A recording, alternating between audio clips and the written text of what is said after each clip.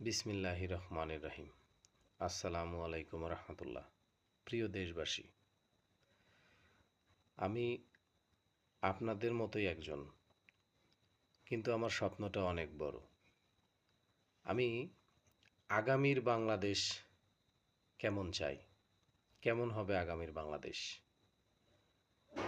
গত ৫৪ বছরে যে বাংলাদেশকে আমরা দেখেছি, জুলুম, অত্যাচার, নিপীড়ন, সাধারণ মানুষের আহাজারি, আগামীর বাংলাদেশে এমন কোনো কিছুই দেখতে চাই না। তাই আপনি, আমি এবং আমরা সবাই এই বাংলাদেশকে সামনে এগিয়ে নিয়ে যাওয়ার জন্য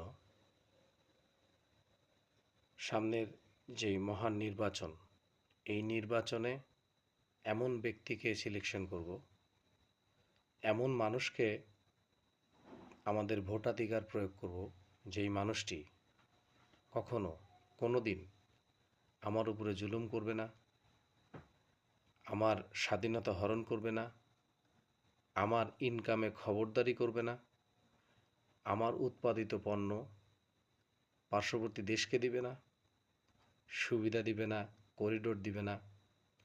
আমি আমার দেশে আমার খবরদারি করব। আমি গর্ব করে বুক ফুলিয়ে বলবো, আমি আমার দেশের একজন যোগ্য নাগরিক। ধন্যবাদ।